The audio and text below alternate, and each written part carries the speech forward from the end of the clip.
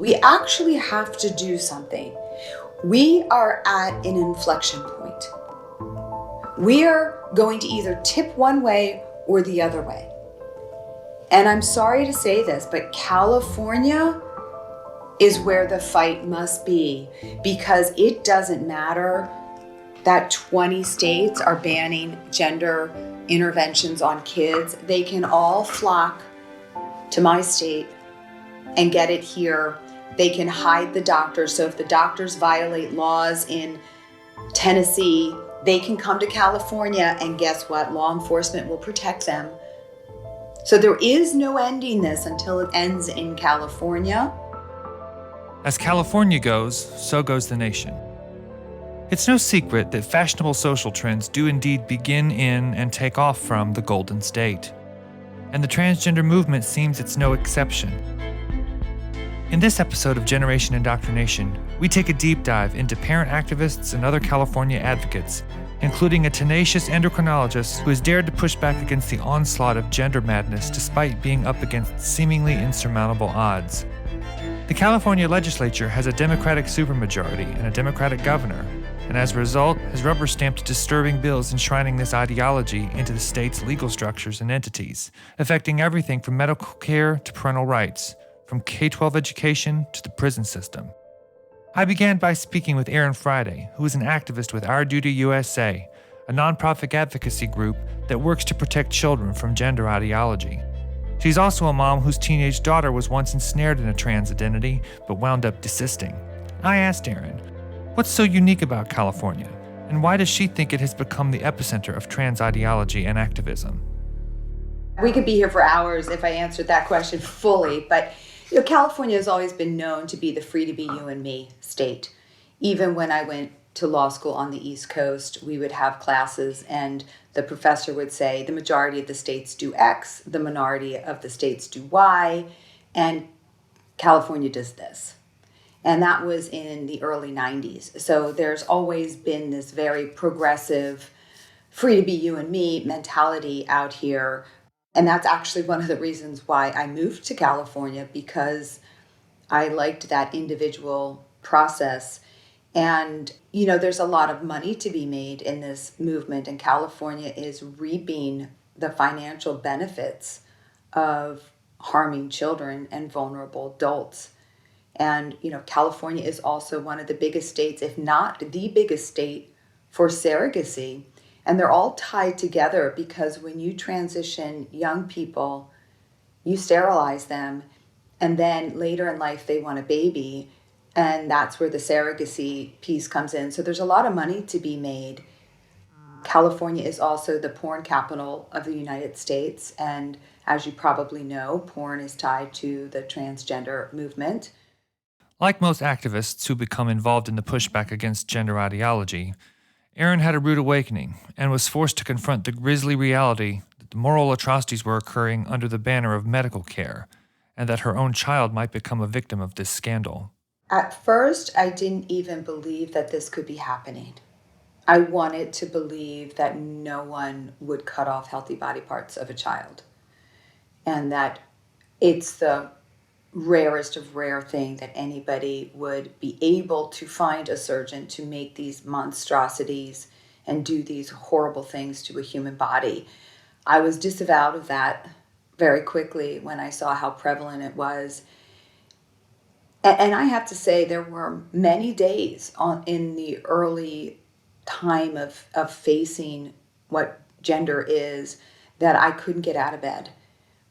There were days where I actually sat my car on a railroad track because I couldn't bear witness to the pain that I was seeing, and my own pain watching my daughter get cheerleaded on and dying by 1,000 cuts. So I sunk into a severe depression and not wanting to live in a world where this is not only acceptable, but promoted by every institution, by the schools, by the teachers, by big pharma, by commercial enterprises, that they're actually cheerleading these kids on And vulnerable adults, I don't want to forget the adults, because many of these young people that are transitioning are doing it at 18 to 25, and they're all, they all have mental health issues that are being unaddressed or trauma. And then I got angry. And the anger was the right move, because the anger fueled me into doing something, because sitting here silently and belly aching and crying wasn't going to change anything. And again, I was super naive. I just thought, if we just started to tell people what is really going on, if we just wrote articles and spoke. And I was disillusioned by that too, of course, because there was no cavalry coming in to save us. It was us. It was the little people. It was the 1 and 2 offs. And that's why I joined all these feminist groups too, because I wanted to learn, what is grassroots? What does it mean to have a rally? What moves the needle? And that's when I sprung into action. So, what did you end up doing, Erin, in terms of growing your activism and taking a more fervent role in resisting the movement? I joined every parent group I could find. I joined all the feminist groups too, because they were fighting.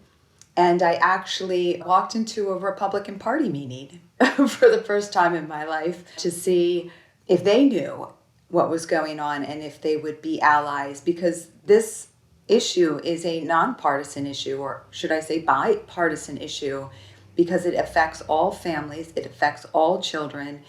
And lo and behold, I was pleasantly surprised to learn that the left and the right, we share so much more in common than we do in differences. And that was another eye-opening moment too, because I realized that Team A and Team B, the Republicans and Democrats, actually want us to be siloed and want us to be separated. Erin Friday wasn't the only Democrat who was horrified. Despite most gay rights organizations' full support of transgender ideology, dissenting voices have emerged, not least of which is longtime leftist and lesbian activist Joey Bright. So by the end of 2020, I was looking at stuff in California and reading as much as I could about the legalities around all of these double mastectomies that were going on and the money. And Jennifer Billick had already done, I think she'd already put her blog out. I started looking at the money. It wasn't until 2018 that she wrote that article for the Federalist that I realized, oh my God, this is all about money. This is all about money. Of course it is. How could it not be? So in California itself, other activists and myself were talking about, we knew that girls had to be 18 years of age before they could get a double mastectomy. But we knew that there were girls that were getting double mastectomies earlier than that. So I had started looking into how could that be. Joey soon discovered that the state insurance commissioner had removed any age restriction for surgery and had referred to breasts of trans-identifying girls as abnormal structures of the body caused by congenital defects. I do know that on January 1st, 2021, I wanted to vomit and thought, how many more am I going to see walking amongst me? Young women. But to have no age limit on that, and when insurance jumped in on that, I knew we were in for hell, pure evil. All of these euphemisms were used to describe the healthy breasts of women of any age as if these were things are disposable, that nobody needs. And they're like extra body parts. I don't have all the language in front of me, but that was part of it. And that's why I felt absolutely sick. A number of us were on the phones with each other. I think that January 1 of 2021 was just a day of hell, because I had already been for over a year talking to parents from around the country, and particularly in California. And a number of the parents who had become activists at that point, they're living in their homes every day without their children knowing. Their 16-year-old daughter or 17-year-old daughter who was just saying, even though the parents refused to allow her to get a double mastectomy, the young women were always saying, when I turn 18, I'm going to do it. The LGBTQ movement's handling of the issue is another facet of the conversation we must address. I've often pondered the difference between the gays and lesbian opponents of trans ideology versus those who support it, particularly given how all of the mainstream gay rights groups, with the exception of the recently formed LGB Alliance, now ardently push transgenderism. Joey takes us through some important history. Back in those times, there were a lot of lesbians and gay men who got higher up positions in the nonprofits. If they were going to be the executive director, or they were going to be doing the communications, or they're doing the advertising and the promotions and things like that. People that got nice jobs and wanted to hold them, and they started to go along with the Trojan horse, which was this idea of no longer transsexual. Let's pick a new word, transgender, as you were talking about with Janice Raymond in her new book. And there were people that wanted to hold on to their jobs, people that wanted to turn a blind eye. At first, there was nothing going on with the kids. They were just trying to accept that this experimentation was something that was a good thing, for men and women. And there were very effeminate gay men that just started to get into this and look at the possibilities, while women were the 99, percent of this experimental population. And how those people, some of them are still the people that we see now that are holding fast. I think that they have had children. They have helped their own grown-up children to literally trans their kids. There is such a deep indoctrination that they are unwilling to give up, whether it be that they're literally getting paid, they're getting higher positions, they're certainly getting social capital. And social capital, we know no matter what kind of horrific thing has gone on through history, people, they want to be liked. They don't want to be called names, the sticks and stones thing. Joey went on to make some additional important points, mostly about how fear drives much of the transgender discussion. It has bred a silence that has yielded complacency and allowed this blight to metastasize. And the older I get, and I'm almost 69 now, I feel like I have accepted that most people are afraid. They live their lives afraid of being called names, afraid of being the one that's pointed at, afraid of being on the outside, and that there are very few of us who are willing, when it comes down to it, to say, I will die on this hill. There's certain things that push people and bring out their character. And I wish that there were more people like you. I wish that there were more people like so many of the parents that we have seen become activists, and the people that never had opened their mouths before that are just, they're becoming that person now. They say, I've lost all these friends. It's not the worst thing in the world, because these people would literally throw me under a bus. But they hold on now, and particularly the so-called socially liberal, and I hate to put it to parties, but it is the Democratic Party, and we've been seeing this. I'm a disaffected, Democrat at this point. It is too much that they've invested in for the social points, families, jobs, neighbors, and now because of the internet, with cancel culture and the doxing and the fear that people have of literally being murdered, that it keeps people in their place, and they're holding on to that because it is the overall cultural narrative, as dangerous as it is. The issues in California are so pervasive, many like Joey are abandoning their political peers and taking a stand. But where did the current avalanche of gender identity madness originate? Much of the recent transgender legislative push can be traced back to one man, State Senator Scott Wiener, who represents portions of the city of San Francisco. Among the bills he's been the lead sponsor of is SB 132, which changed the Corrections Department regulations so that men who claim to be women can be transferred into a women's prison. In the bonus episode of Season 1 of Generation Indoctrination, I concluded by noting that a man who claims to be a woman called Dana Rivers had just been convicted of savagely murdering a lesbian couple and their teenage son, and that it was possible, according to state law, for him to be placed in a women's prison. Months later, he was indeed officially transferred. I asked Amy Ichikawa, an advocate for women prisoners and a former inmate herself, what it was like for the prisoners inside Chowchilla Prison when they learned he would indeed be transferred. It was really emotional. The women were distraught, as they usually are when I give them horrible news.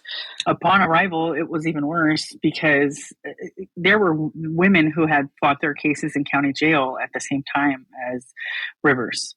So their experiences were being shared, and people were becoming aware that this individual had been instructed by their attorney to be as unintimidating as possible and do so by usage of a wheelchair, faking injuries while they were regularly working out, doing burpees and other regular prison style workouts, like, full scale jumping up and down from tables while, using a wheelchair to look not intimidating. And their normal male pattern behaviors came out as soon as they came in.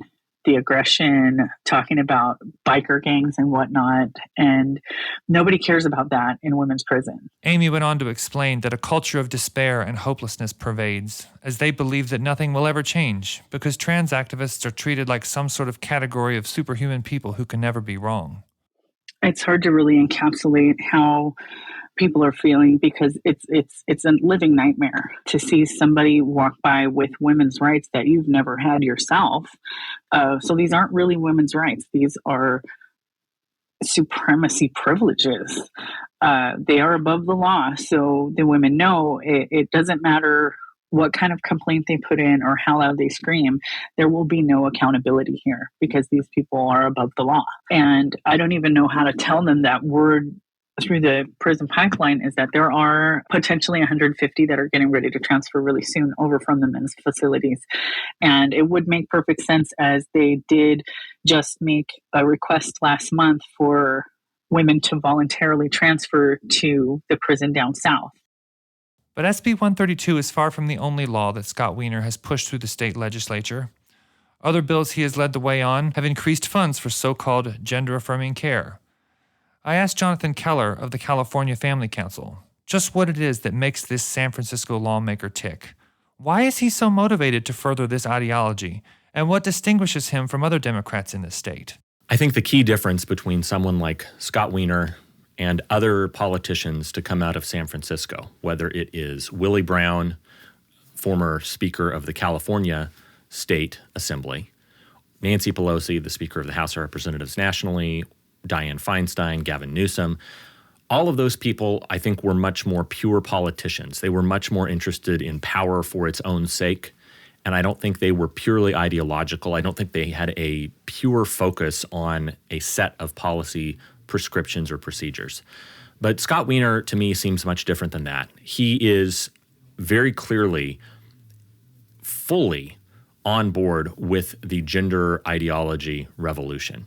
You look at the types of things that he posts on his social media, the fact of him attending things like the infamous Folsom Street Fair that is, objectively obscene by almost any definition. It involves public urination on other individuals. It involves wearing all sorts of gross clothing or no clothing in certain cases, and public sex acts between participants in the fair. Scott Wiener openly, boldly proclaims he's not hiding. Someone didn't catch him there and say, oh my gosh, I can't believe Scott Wiener is here at this event. He openly posts selfies of him shirtless at this event, posing with members of the LGBT community. And I think that that is a new thing that we have not seen really from almost any politician anywhere else. Of course, this didn't happen in a vacuum, and the history runs much deeper than one politician's whims. Aaron Friday recounts that the roots of this push to erode parental rights, and that has fractured families, has in fact been brewing for decades, noting numerous policies that has served as a wedge between the parent-child relationship. Well, we can travel back in time to almost like 37 years ago, when the California legislature decided that parents can be dangerous just for no reason, right? No claim of abuse. And they started to move towards where we have a child-led society. So 37 years ago, they made counseling confidential. At that time, the counseling was confidential if there was a claim of abuse or incest or self-harm of the child. So that was the beginning of this bashing of parents and making determinations that parents are abusive. Fast forward a little further along, in 1999, there was a woman named Sheila Kuhl, and she was the first lesbian who was public, and she was an assembly member. And I would have cheered her election on. My liberal beginnings. Strong woman. I believe she went to Harvard Law, won moot court. I mean, just a strong woman. And she was really bright. So what she started to do is tie transgenderism, gender, into sex, conflating those two words and mixing them together. And she did this under the rubric of kids do better in school. We've all heard this, right? This is 1999. Kids do better in school if they have LGBTQ lessons, which is a lie. She tied gender into hate crimes. Very smart. Nobody would vote against protecting people from hate crimes. I mean, that would be political suicide. She tied it to mental health words. Like instead of saying disabled, she changed the language to be, I forget, mentally disabled or whatever. It was all this lexicon play. This started in 99 and nobody was paying attention because she did it through the criminal code. And so this is incrementalism. You put something in one bill that doesn't really have that big of an effect, and it bleeds into the next bill. And so they can piggyback on the easy bill to pass, and then they just keep moving forward. And then you get to where we are now in 2023, and they're as brazen as can be because they have built all the building blocks to really essentially lead us to the place where parents will lose custody of their kids if they don't transition their children. California is a trans sanctuary state, and we can kind of get into where we are now. But that's the genesis. It started a long, long time ago, and it looked very innocuous. And again, being born and bred Democrat and working a full-time job and part-time job and 2 kids and volunteering and 2 dogs, and I'm not paying attention to the legislature. And they count on that. And that's how we got to the place where we are now. Very slick. It was very, very slick.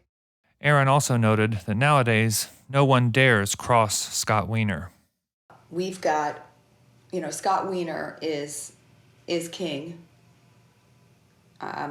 as far as harming children, kids, and women. He is pretty much unstoppable. I don't quite understand his power, but he's a depraved human being. There's no 2 ways about it. He didn't want Door Alley to shut down. Now, Door Alley is a giant sex party that happens in San Francisco, and he did not want it canceled, even though there were indications that there was going to be a monkeypox outbreak. I mean, he talks about the marginalized. He creates the marginalized. This is the same man who put men who believe that they're women in our prisons. This is the same man who brought us the trans sanctuary state, which permits and entices minors to run away from other states to come to California, because once these minors set foot on our soil, the courts take jurisdiction over that child. And if that child is here for gender interventions, gender mutilation, that child gets to stay here. Where does that child go then? So let's play this out. You have a kid from Kansas. Parents say, no, we don't want you to get your breasts removed. You're too young. This is, a cult. 16-year-old gets enough money to get to California.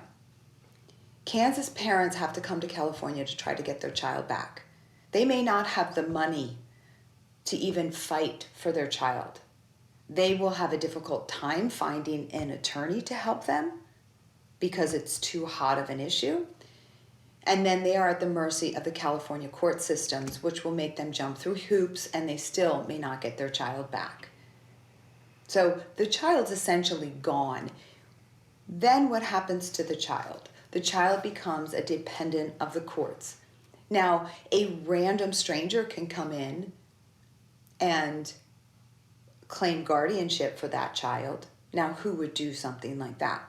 Could it be a glitter family, someone who is looking, or could it be a sex trafficker? Of course it could be. Because what is a 16-year-old going to do? How is she going to make a living here in expensive California?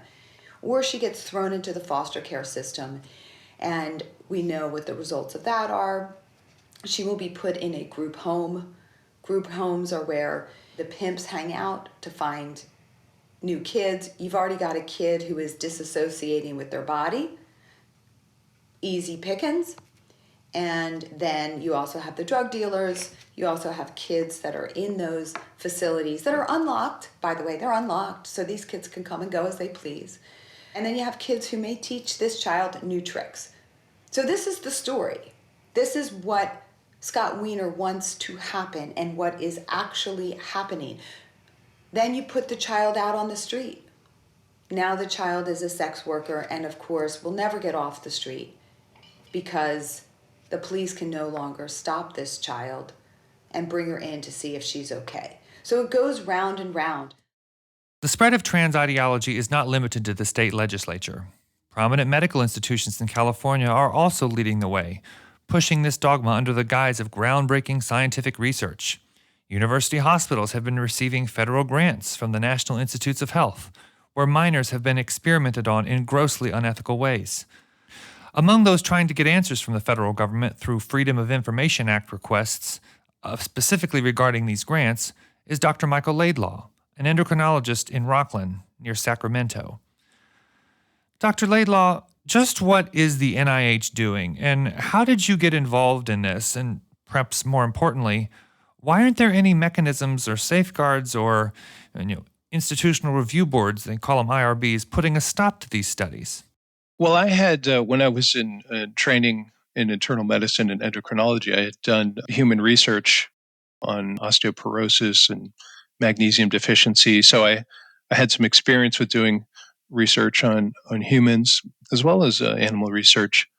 And I had been through, IRB training to understand about the ethics and why were the IRBs developed to prevent harms to people, like what happened during the Nazi era or Tuskegee experiments, where people were either experimented against their will or against their knowledge, or simply are unable to consent, which I would argue that children are unable to consent to their own sterilization. So when it was actually Andre von Moll who mentioned the study first, and Jane Robbins, who's written a lot of great articles on this topic. I looked up Jane's article and said, wow, how did any IRB approve this? Why is the NIH funding this sterilization of kids? And so I was aware of FOIA requests. I think Judicial Watch and different groups had been doing other types of FOIA requests. I was like, well, why not FOIA request the NIH? It's a federal institution.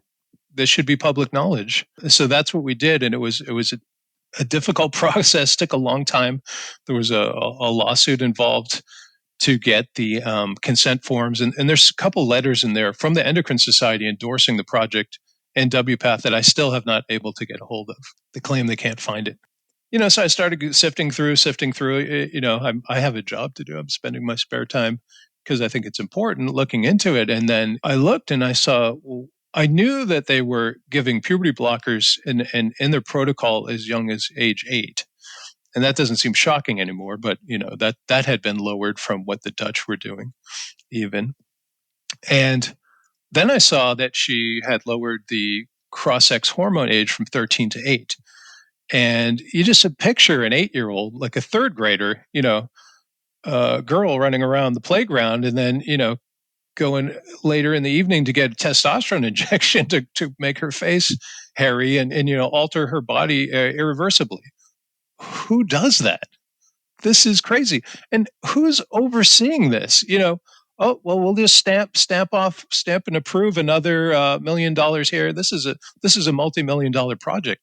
Isn't anyone looking and saying, wait a minute, you're going to do what? You're going to give 8-year-olds testosterone, 8-year-old girls testosterone, 9-year-old boys estrogen? Because that's the very, it can be the youngest age where normal puberty develops.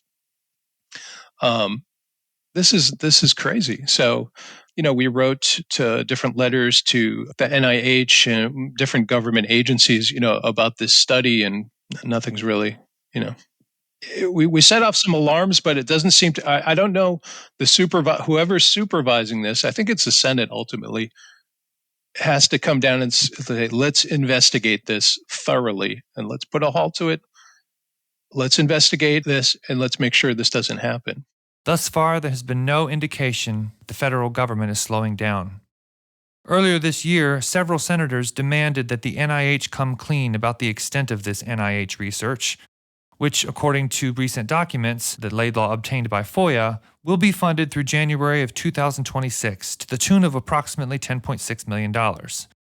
For Jonathan Keller, what is lamentable is how these issues have been cast in a partisan light, when really he believes the conversation should center around parental rights. This is not a right versus left, a Republican versus Democrat issue, but it is a parental rights issue. It is a family rights issue.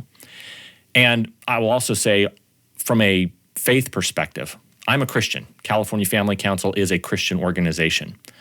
But regardless of where you are on the faith issue, you can go back and look at the book of Proverbs. Proverbs 21, verses 11 and 12. This is from the Message version. Rescue the perishing. Do not hesitate to step in and help. If you say, hey, that's none of my business, will that get you off the hook? Someone is watching you closely. Someone not impressed with weak excuses. Now, my faith absolutely motivates me to fight for these issues. On a practical level, if you're listening to this, you cannot say you did not know. You cannot say you don't know what is happening in California and in other states around the country. And just because you may not care about Gavin Newsom does not mean that Gavin Newsom does not care about you and about your kids. And that is why it is vital to continue fighting and continue pushing back, even in deep blue states like California. Aaron Friday agrees, arguing that people, no matter their politics, have no choice but to take action. Every parent in America who is against removing healthy body parts of children, sterilizing children, must do something.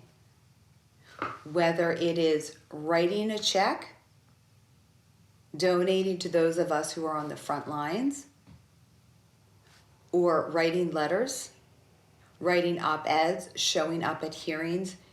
If everyone stood up who was against this, even if 20% of the Americans who are against this did something, this would be over.